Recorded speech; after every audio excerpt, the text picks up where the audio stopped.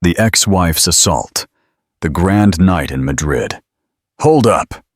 Before we dive into this ultimate drama of ambition, betrayal, and undeniable power, make sure you hit that notification bell. Subscribe right now to our channel so you don't miss a single twist in this epic battle of titans. Are you ready for Madrid's biggest social scandal? Let's go. Part 1. The unyielding barrier. Tonight, the brilliant chandeliers of the El Gran Salón Real at the Ritz Hotel in Madrid cast a blinding light on a drama worthy of a Hollywood blockbuster. Billionaire tycoon Adrian Torres believed he had orchestrated every detail of this charity gala, from the meticulously chosen guest list to the strategically placed photographers. He had even ensured that one name, a name that haunted his every success, was conspicuously absent. His ex-wife, the formidable Valeria Soto. But little did Adrian know that destiny, and perhaps a touch of exquisite irony, had a different script in mind. As the city's elite socialized, sipping cava and trading forced smiles, a silence swept over the room. All eyes snapped to the entrance when Valeria Soto, the event's top sponsor, made her grand entrance.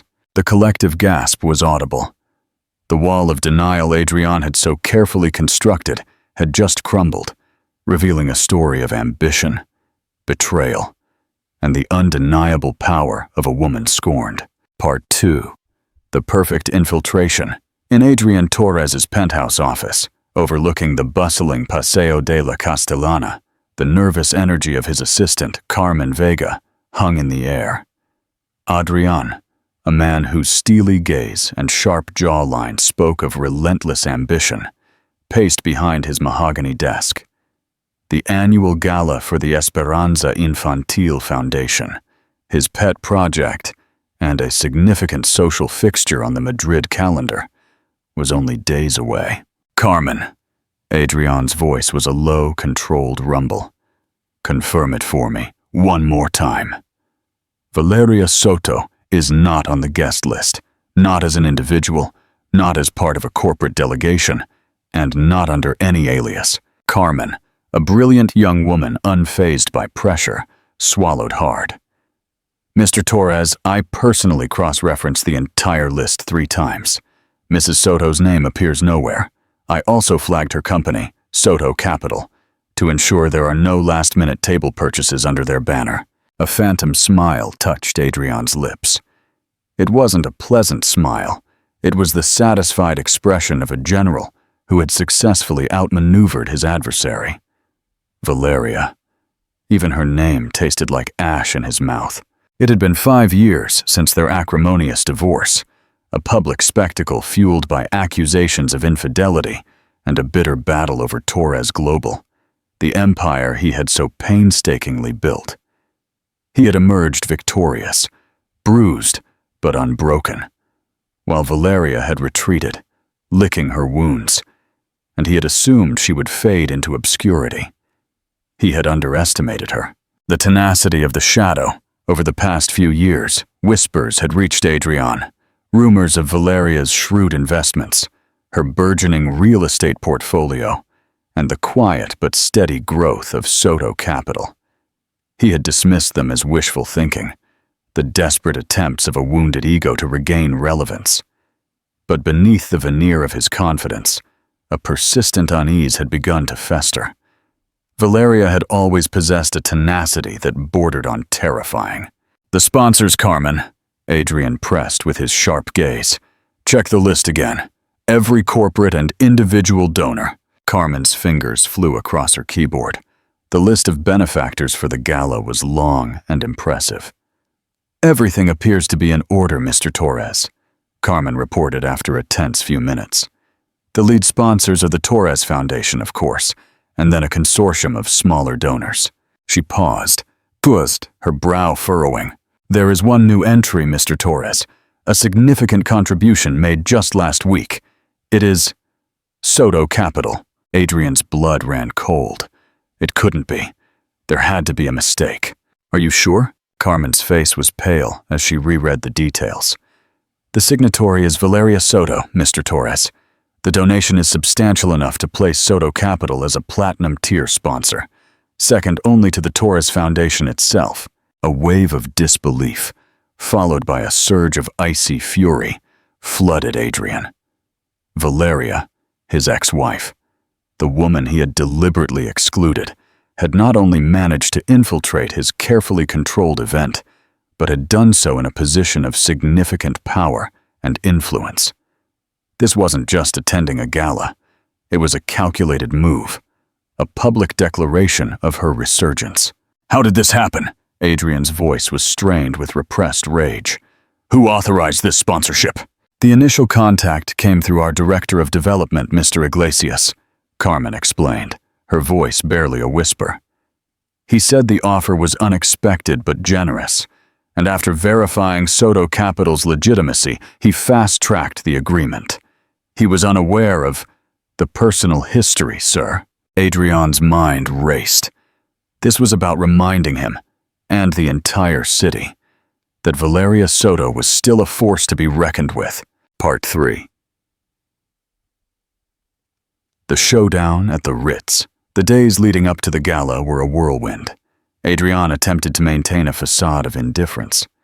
He would acknowledge Valeria's presence with courteous civility, nothing more. He would not allow her to derail his event. When the gala night arrived, the Grand Salon of the Ritz Hotel was a spectacle of dazzling gowns and impeccably tailored tuxedos. Gossip crackled. People speculated about Valeria's motives. "Have you heard, darling?" Doña Beatriz de Heredia, a society grande dame, whispered to her companion, Arturo Mendez. "Valeria Soto is a lead sponsor tonight. Adrian Torres' ex-wife." "The Valeria Soto? I thought she'd all but disappeared after the divorce." "Apparently not," Doña Beatriz said with a smirk. "Rumor has it Soto Capital has been quietly making waves. This sponsorship is quite the statement, wouldn't you say?" Adrian Hughes knew the night's narrative was shifting. He was no longer controlling the story. Then a hush began to fall over the room. It spread quickly, like a domino effect. All heads began to turn toward the entrance, and then she appeared. Valeria Soto stood in the doorway, bathed in the soft glow of the lobby lights. She was a vision in a stunning emerald green gown that shimmered with every movement. She moved with a grace and confidence that demanded attention, her gaze sweeping the room. Adrian felt a jolt, a visceral reaction he didn't expect.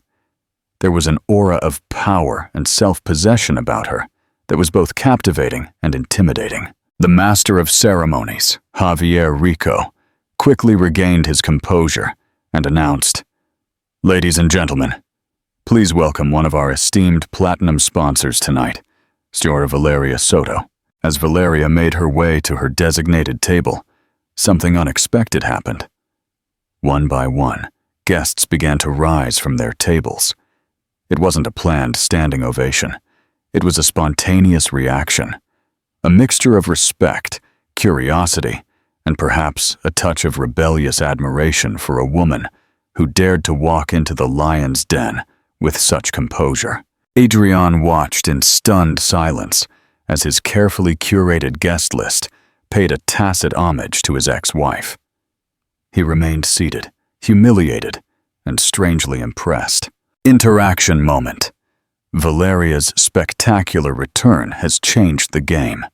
If you were a Madrid tycoon, would you have opted for this public entrance to demonstrate your strength, or would you have preferred a more discreet strategy? Drop your opinion in the comments. Part 4. The Power Play and Strategy. Later, Adrian found himself cornered by Elena Vallejo, a society columnist known for her sharp wit. "Adrian, darling, what a delightful surprise to see Valeria here tonight. Such a generous sponsor. A true testament to the power of forgiveness, wouldn't you say?" "Certainly, Elena. We are grateful for Soto Capital's support." Adrian forced a strained smile. Needing a break, he slipped away to a private alcove. Just as he tried to compose himself, the door opened, and Valeria stepped in. "Adrian?" she said, cool and serene. "Valeria," he responded, his tone carefully measured. "I must say," she continued, a slight smile playing on her lips, "you seem surprised to see me." "Frankly, yes," Adrian admitted. "I was unaware Soto Capital would be such a significant sponsor." "I made the arrangements recently," she said simply. "I believe in the work of the Esperanza Infantil Foundation. My motivations are my own, Adrian. But let's just say I believe in supporting worthy causes, and perhaps in making my presence felt." Their eyes met. "You certainly achieved that." The standing ovation was quite theatrical. "The reaction of your guests was their own, Adrian.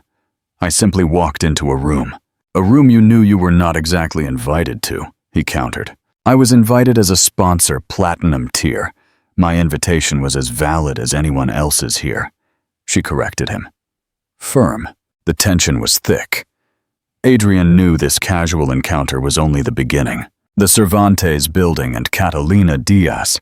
As the gala wrapped up, Arturo Mendez commented to Adrian, "Valeria, what a remarkable woman. We were just remarking on her recent acquisition of the old Cervantes building downtown. Prime property. A very astute move." Adrian's blood ran cold. The Cervantes building had been a property he had been tracking for years. Now, Valeria had not only resurfaced as a financial powerhouse, but she was competing directly with him. The next week brought a series of unexpected events. Several of Adrian's investors began inquiring about diversifying their portfolios with Soto Capital. This was no longer a social maneuver. It was full-scale corporate warfare. Adrian called Catalina Diaz, a notorious corporate strategist. "Catalina," he said grimly, "I need your help. The game has changed." Under Catalina's direction, Adrian countered with high-profile initiatives. Meanwhile, Catalina began working discreetly, reminding investors of the stability of Torres Global versus the relatively new Soto Capital. Adrian and Catalina's plan was to find a crack in Valeria's armor. Catalina uncovered a link. The investment group funding the Cervantes building was shadowy and under international investigation. Adrian carefully leaked the information. The story erupted. Headlines screamed about Valeria's controversial financing. The image of the ethical businesswoman was suddenly threatened. Adrian had dealt a significant blow. Like this video and share it with your contacts if you think Adrian's strategy went too far. Part 5. The Impossible Pact. Valeria answered the accusations head-on, promising a full internal review and appealing to her commitment to transparency. Her calm response disarmed Adrian. Then came the unexpected twist. Catalina Diaz received a discreet message requesting a meeting. The sender, Valeria Soto. "Ms. Diaz," Valeria began, "I know you were instrumental in uncovering the information about my financing, and I understand you were simply doing your job. But I assure you, I was blinded by deliberate opacity." Then, Valeria made a bold proposition. "Ms. Diaz, I'd like to offer you a consulting position to help Soto Capital navigate this situation and ensure we emerge stronger and more transparent." Catalina accepted, with the caveat that her primary loyalty remained with Adrian. The collaboration was kept secret. Catalina began to see Valeria's intelligence and genuine resilience. Catalina's strategy led to a resolution. The scandal faded, and Valeria emerged with her reputation intact. The rivalry with Adrian had been consuming him. Perhaps it was time for a truce. The common enemy, the fragile truce, settled in. Adrian and Valeria became two lions, circling the same territory, acknowledging each other's power. They competed fiercely, but the personal edge had disappeared. The first tremor came as a series of disconnected anomalies. A key shipping route for Torres Global in the Baltic was choked by inexplicable regulatory obstacles. Simultaneously, a Soto capital green energy startup in South America, was hit by a paralyzing, politically motivated lawsuit. It was Catalina Diaz who pieced together the fragments. The shell companies behind both attacks traced their origin to the same shadowy financial entity registered in Cyprus. A name flashed across her screen. Viktor Orlov. Viktor Orlov, the shadowy financier whose reputation was a cocktail of cruelty and corruption. The man whose public exposure had embarrassed both titans. "He's retaliating," Adrian said with a low growl. This wasn't bad luck. It was a coordinated, multifaceted attack. Orlov wasn't just coming for one of them. He was coming for both. That night, Valeria's private phone rang. It was Catalina. "He's hitting Adrian with equal force. A hostile short-selling attack is being prepared against Torres Global stock. Orlov is trying to bleed you both dry, counting on you being too busy watching each other to see him coming." The impossible meeting, the atmosphere in Catalina's minimalist office was taut. Adrian stood with his back turned. Valeria entered, radiating a tense calm. "Orlov thinks he can use us against each other," Adrian said, turning to face her. "He's using our history as his primary weapon." Valeria nodded. "He'll hit me expecting you to stand back and watch me fall.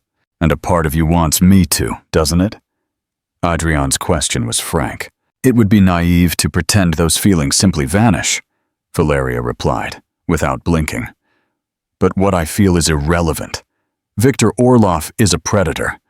If he takes down one of us, the other is next." "So what do we do?" Adrian asked. "We fight him," Valeria said simply. "Separately, we are vulnerable," Adrian reasoned. "I have the corporate muscle, the established power. You have the agility, a network of newer, more disruptive allies." He paused. The proposition hung in the air. "An alliance," Valeria pronounced, weighing the word. "You and me. Soto Capital and Torres Global. A united front." "It's insane," Adrian admitted. "It's the only move he won't see coming," she countered, a spark of the old fire in her eyes. "He is counting on our division. The most powerful thing we can do is present our unity." They agreed on a pact. Total transparency. Shared resources, legal, financial, cybersecurity. Catalina would be the official liaison to mitigate direct friction. "And when it's over?" Adrian asked. "When it's over," Valeria said, "we dissolve the alliance and go back to being competitors." Her expression softened for a fraction of a second. "But perhaps, competitors who understand there are far more dangerous monsters in the world than the devil you already know." Adrian rose and extended his hand across the table. Valeria stood and took it. It was not a handshake of reconciliation, but of two sovereigns. Two lions forging an alliance out of mutual respect for their power and a shared instinct for survival. The war against Viktor Orlov had begun, and for the first time in years, Adrian Torres and Valeria Soto were on the same side. Part 6, Conclusion and Final Reflection. The saga of Adrian Torres and Valeria Soto is a potent reminder that life, much like the most captivating dramas, is full of unexpected twists. Adrian's attempt to erase Valeria from his world failed spectacularly, leading to a public confrontation at his own gala. Valeria's powerful entrance and the standing ovation served as a symbol of her resilience and the undeniable strength of a woman determined to reclaim her narrative. The subsequent battle for corporate and social dominance culminated in a fragile but significant truce, born of necessity and brokered by the brilliant Catalina Diaz. This improbable alliance, forged to fight a common enemy, underscores the complexity of human relationships and the shifting dynamics of power. Their story, full of ambition, betrayal, and the final emergence of mutual respect, leaves us contemplating the true nature of success and power. Sometimes, the most brilliant strategy is not one of solitary destruction, but one of strategic alliance with the only person strong enough to stand on your level. If you enjoyed this dramatic tale of ambition and resilience, like this video, share it with your friends, and subscribe to our channel for more captivating stories. And now, the question we all ask. After fighting together for survival, do you think this truce between Adrian Torres and Valeria Soto will turn into more than just a competition? Could respect be born out of old love? Leave your opinion in the comments below. Part 7. The Architecture of United Warfare. The handshake between Adrian and Valeria dissolved, leaving behind a residue of cold professionalism and an unspoken promise of respect. The alliance was not based on affection, but on the pure logic of survival. Catalina Diaz became the linchpin, the only person authorized to cross the invisible line between Torres Global and Soto Capital. The first strategy meeting for the Survival Alliance took place 2 hours later, in a secure conference room at Catalina's firm. The atmosphere was austere: touchscreens, bitter coffee, and the palpable tension of 2 generals accustomed to commanding opposing armies. Orof is attacking through financial opacity and targeted political pressure, Valeria began, sliding a digital forensic report toward Adrian. The Brazilian lawsuit is not about environmental grounds. It's a cover to freeze my startup's assets and strangle cash flow. Adrian nodded, his face impassive. And the Baltic port issues are just the start. My cybersecurity team intercepted a phishing attempt targeting the Torres Global treasurer. Orof is preparing a ghost bank attack, flooding the market with false information to crash our stock. He doesn't understand that the risk is now dual, Catalina interjected, projecting a map of Orlov's global network. Our strength lies in the difference of our strong points. Adrian, you have the established legal infrastructure and regulatory weight. Valeria, you have the agility and a network of newer, disruptive tech allies that move outside public view. The first strike. Financial neutralization. The strategy focused on a coordinated counterattack. Adrian used his contacts in European central banking circles to request an urgent review of Orlov's Cyprus-based holding company's operating licenses, citing systemic irregularities that Torres Global had discovered when performing its own internal audit. Simultaneously, Valeria activated her network of ethical hackers. The goal was not attack, but proactive defense.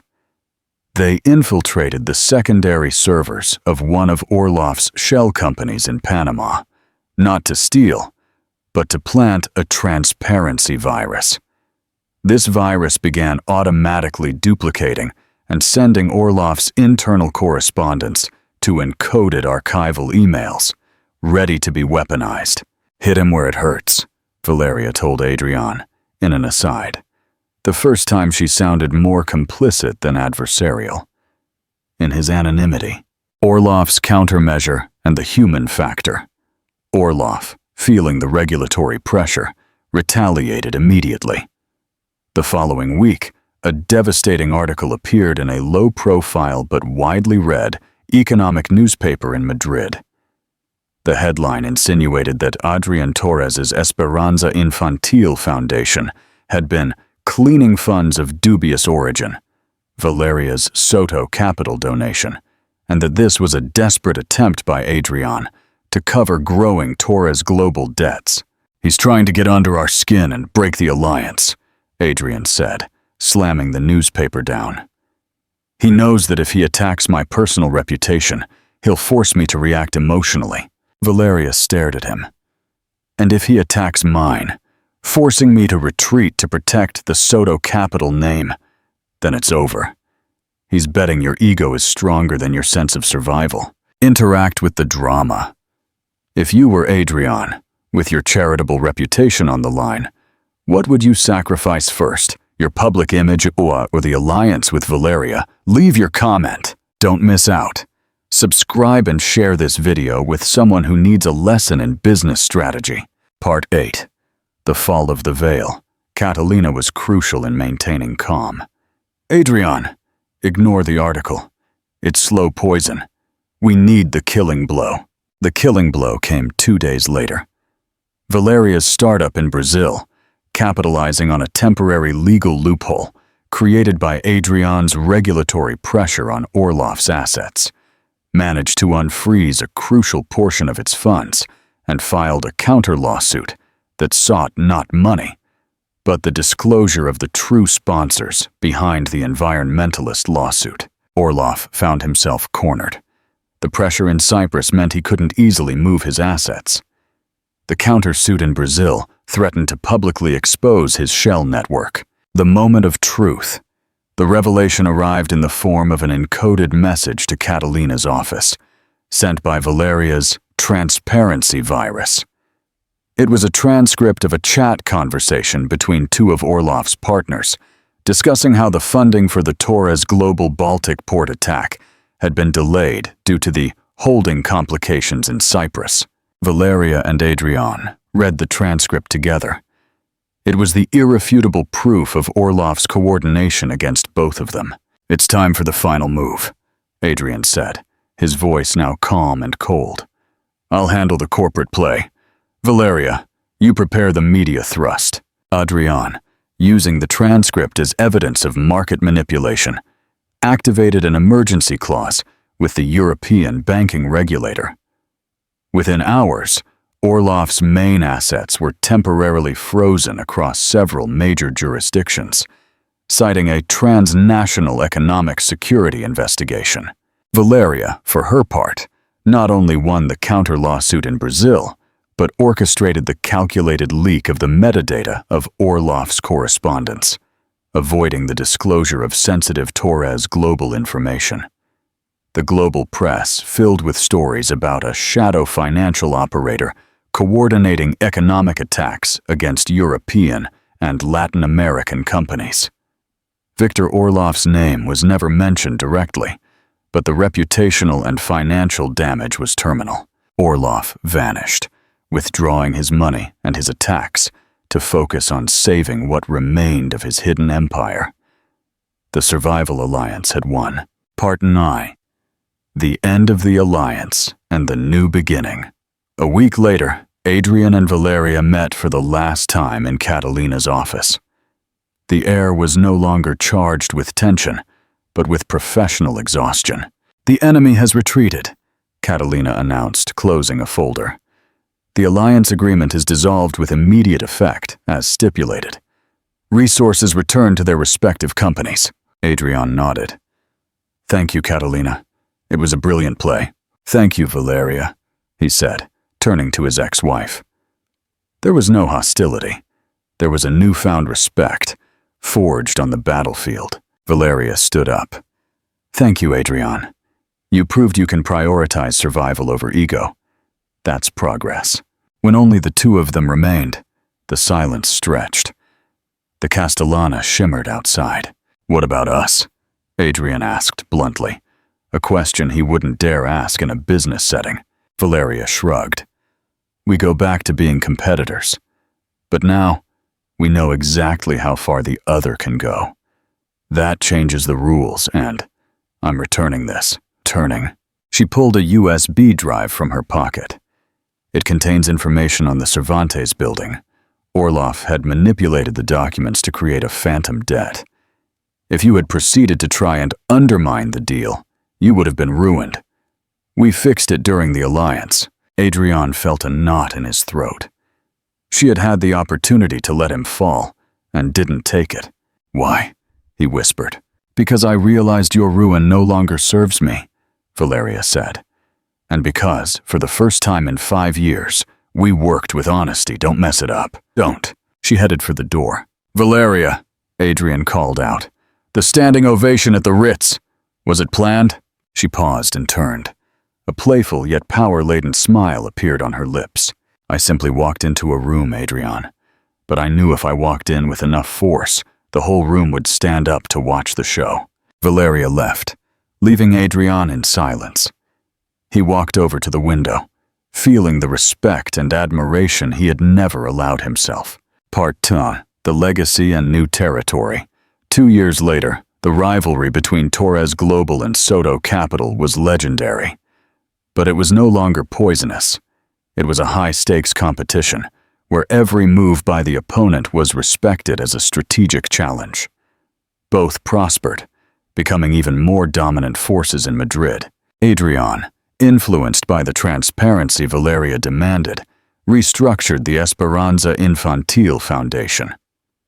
Valeria launched an investment fund for women entrepreneurs in technology. One night at another charity gala where they were both co-sponsors, on equal footing of course, they met on the terrace. "The housing market in Malaga is overheating," Valeria commented, without preamble. "Too many shadow operators," Adrian countered. "Should we neutralize the speculation, or let the bubble burst?" Valeria smiled, her eyes lighting up with the thrill of shared strategy. "We could acquire a significant portion of the assets, sanitize the market, and then sell them at a fair price. We'd have to work together," Adrian said. "Of course," Valeria replied. "It's the only move no one would expect." It wasn't a handshake. It was a look, a complicity that transcended the love they once had. They had discovered that while passion had faded, the mutual respect for their shared intellect and power was a much stronger foundation. The great lesson of the Ritz gala was that a woman's true power lies in her ability to rewrite the narrative, and a man's true power lies in his capacity to accept and respect the new script. Adrian and Valeria would never be a couple again, but they had become something rarer and stronger. Unwavering allies in the cutthroat arena of business, forging a legacy of mutual respect that even Viktor Orlov would fear. Until the next time, if you enjoyed this epic conclusion where respect triumphs over revenge, like this video and subscribe. And remember, the most powerful strategy is the one built with the enemy you know best. Part 11. The Emotional Minefield. Project Comento, the real estate deal in Malaga, wasn't just a transaction. It was the ultimate stress test for this new partnership. The goal was to stabilize the overheated housing market, buying properties manipulated by speculators and reselling them ethically. They set up a temporary joint office in a quiet villa overlooking the Mediterranean coast. The office had only 2 desks, separated by a frosted glass panel. Valeria wanted transparency. Adrian wanted boundaries. Catalina Diaz remained at the nexus, but her role had shifted from war strategist to corporate marriage counselor. "Cooperation is easy," Valeria told Adrian at their first meeting in Malaga. "Trust is another story. Let's leave the failures of the past in Madrid." "Agreed," Adrian replied, holding her gaze. "And we will keep our personal meetings strictly focused on Malaga. No references to the Ritz, Viktor Orlov, or prenuptial agreements." The first friction. The first snag arose when deciding on a crucial acquisition. Adrian, with the old Torres Global style, wanted to act fast, using maximum financial leverage to pressure the seller. Valeria wanted to slow down, conducting exhaustive due diligence to ensure the seller wasn't a victim of speculation. "You're being slow, Valeria," Adrian said, but it was straightforward. "Speed is key. The sharks will smell blood." "And you're being arrogant, Adrian," she countered. "Cold. Speed hides fraud. I will not build our new stronghold on a moral swamp. We will focus on transparency and sustainability." Adrian went silent. She had used the very words he once used to justify himself. He was used to being followed. He was not used to being publicly corrected by the one woman he respected. "Fine," he said, clenching his fist. "We will proceed with Soto Capital's due diligence. But if we lose the property, the liability is yours." "I accept the risk," she replied. Unfazed. Time to debate. Adrian and Valeria clash over old versus new styles. Do you think the speed and leverage approach, Adrian, or the transparency and due diligence approach, Valeria, is more effective in a volatile real estate market? Comment your opinion. Don't miss out. Subscribe and share this video with someone who needs a lesson in business strategy. Part 12. The Blurring Line. Project Commento continued. They found an awkward rhythm. Adrian provided the financial muscle and banking infrastructure. Valeria, the non-traditional acquisition strategy and data analytics technology. One night, while reviewing complex property charts, Adrian noticed Valeria rubbing her eyes. She hadn't slept in 48 hours. "You should stop," he said, offering her a cup of coffee.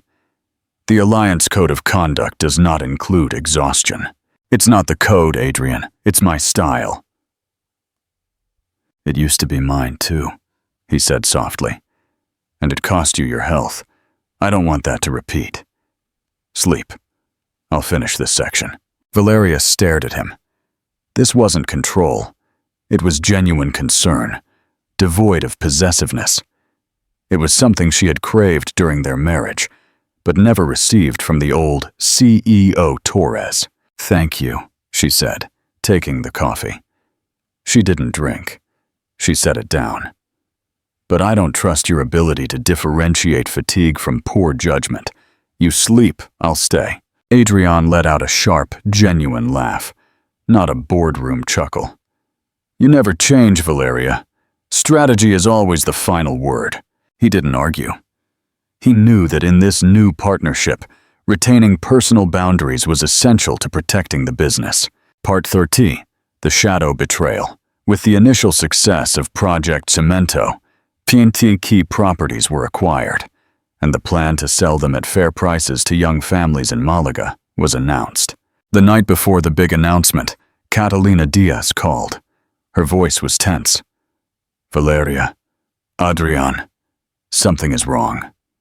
Several of the seller's escrow accounts, the ones who sold to you, received a suspiciously large cash transfer immediately after closing the transactions. They met in the office in the middle of the night.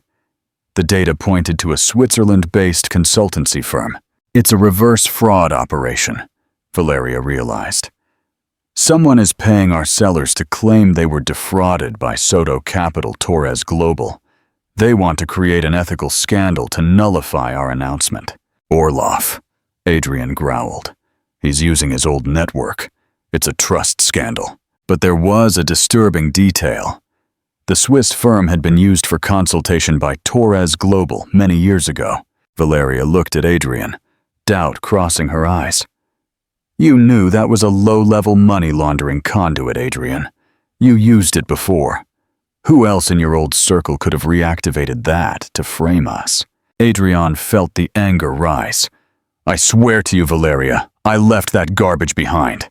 If someone is using it, it's a ghost from my past, not me." "Prove it," she challenged him. "Urgent. CTA. The Alliance's credibility is at stake.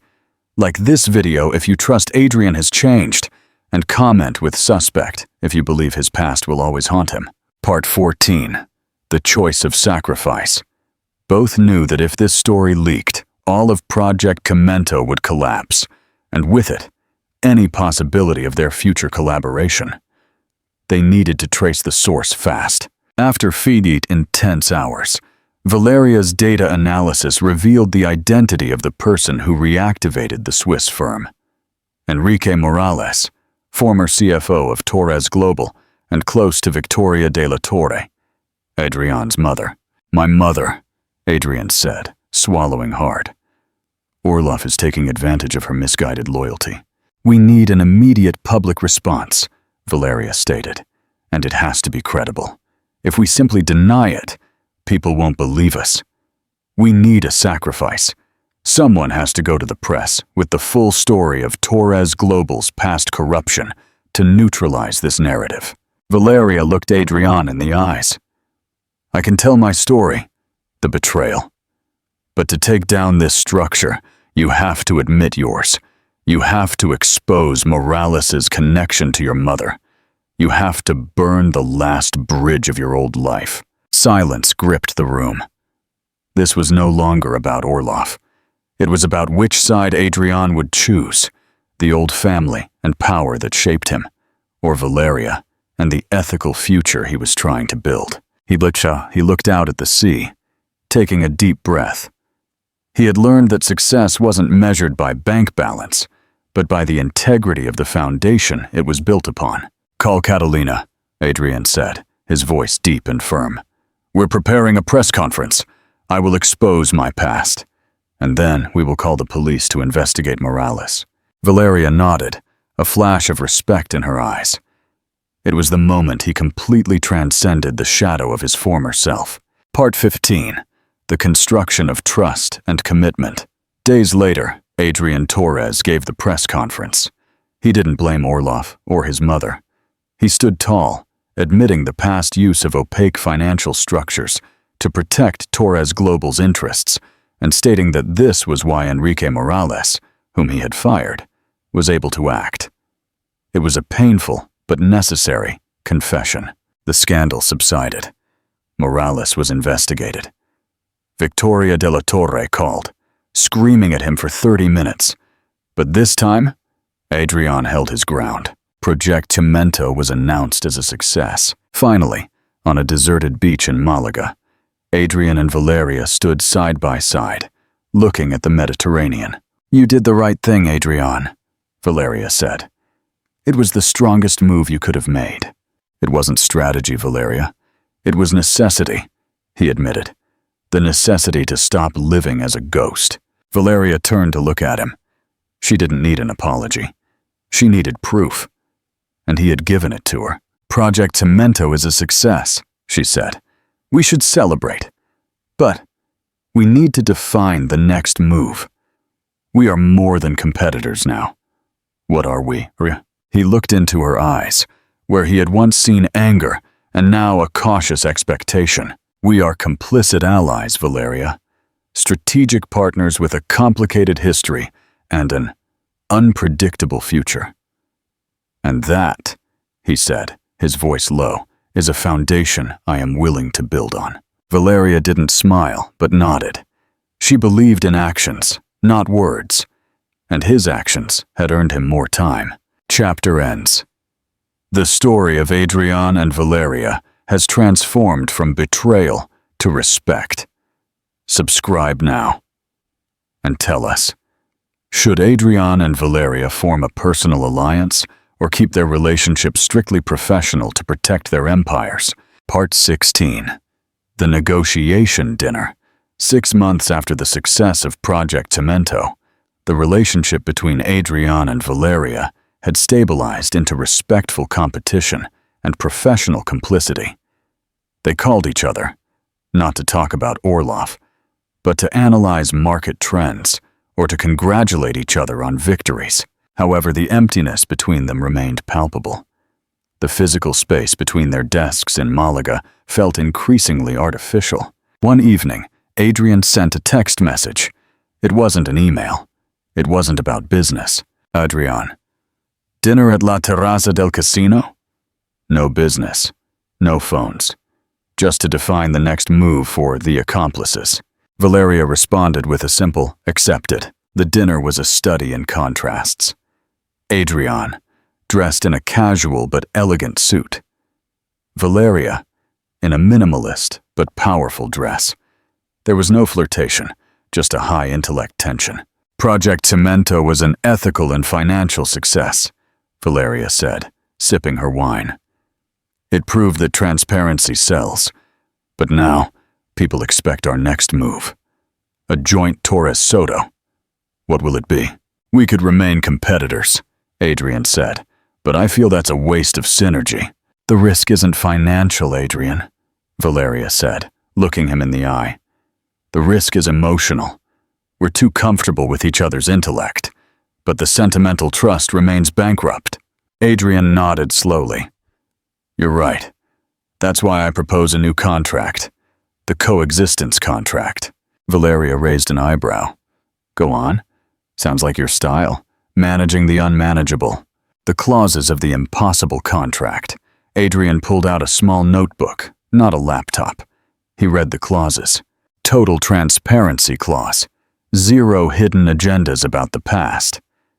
If a ghost emerges, like Morales or Victoria, it will be addressed together before it reaches the press. Zero interference clause.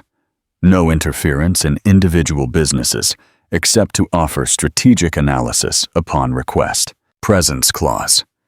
3 nights a week, dinner without gadgets. Not as a strategy, but to practice the presence we lost. Veto clause. Valeria has absolute veto power over any project involving Victoria de la Torre. Withdrawal clause.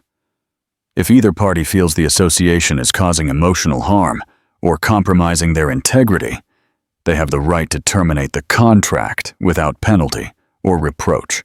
Valeria listened. There was no anger in her expression, but intense focus. "It's brilliant, Adrian," she finally said. "It's the only way two people with so much power, history, and mistrust can try to reconfigure their life. It's not love. It's social engineering. I like it." "Will you sign it, Adrian?" Adrian asked. "No," Valeria said. "It's missing one clause, the most important one, the vulnerability clause." Valeria leaned in, her voice soft but with palpable power. Clause number 6. Vulnerability is not leverage. If we decide to stop being just accomplices and cross the line, emotional revelation cannot be used to gain advantage in business or in a future breakup. If I show you a weakness, you can't use it as a weapon. Are you willing to agree to that? Adrian felt his breath hitch. She was asking for an ethical promise that went beyond any corporate law. It was the true test of his change. "I accept it," he said, his voice firm. "The contract begins tomorrow." Part 7. The new rhythm. The coexistence contract became the foundation of an entirely new relationship. It wasn't wild passion, but an intimacy of purpose. The 3 times a week dinners weren't dates. They were honesty forums. One day, Adrian, breaking the zero interference clause, offered an unsolicited idea for a Soto capital deal. Valeria reprimanded him, citing the clause. But the next morning, she asked for the analysis in writing. They had found a rhythm, correcting each other without resentment. The ghost of Victoria. The real test came a month later. Victoria de la Torre, sensing her son's growing closeness to his ex-wife, organized a dinner at the Ritz, inviting Adrian and key clients, and sent an invitation to Valeria to celebrate the success of Project Commento. Adrian showed the email to Valeria. "I'm CC'd. The trap is set." "Veto," Valeria said. "Clause 4. "It's not that simple," Adrian said, rubbing his temples. "She's invited the key financiers of our next big project." Valeria looked at him, calm. "No. You have to apply the veto, Adrian. Call those financiers. Explain that you have a personal ethical conflict to resolve with your mother, and reschedule the dinner for tomorrow at a neutral venue and under your control. If you don't, Clause 5, withdrawal, goes into effect. You have to protect our foundation, not me." Adrian realized Valeria wasn't testing the contract. She was testing his autonomy from his mother. Adrian called Victoria. The conversation was tense, but he held his ground. He canceled. He rescheduled the dinner for the next day at a discreet restaurant in the Barrio de Salamanca, without Victoria. When he hung up, he felt exhausted but free. Valeria looked at him with silent admiration. "Thank you for the lesson, accomplice," he said. "Autonomy requires more courage than leverage." Part 8. The gesture of vulnerability and the end. The moment of truth for the vulnerability clause arrived. One evening, over dinner, Valeria revealed something from her past she had never shared.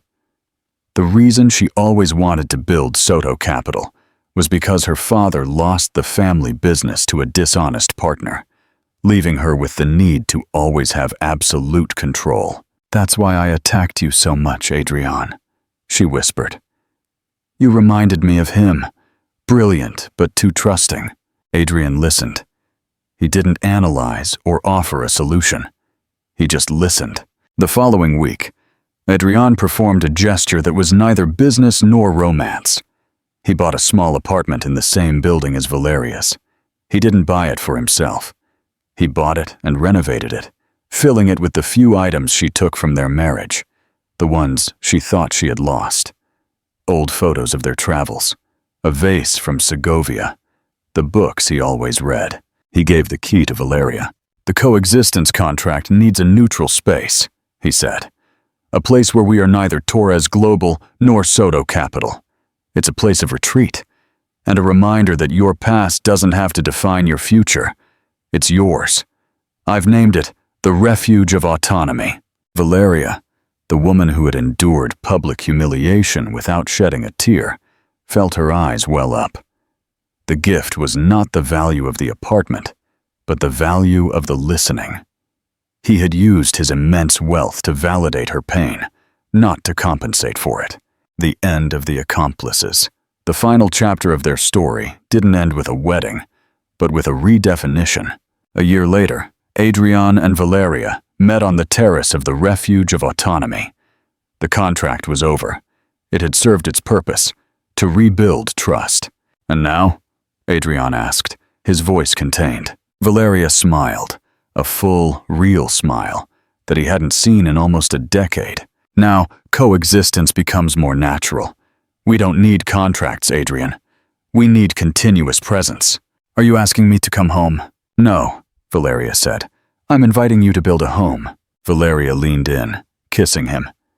The kiss was not an explosion of passion, but an act of affirmation, a seal of their new foundation. The power of their story lay not in romantic forgiveness, but in profound strategic respect.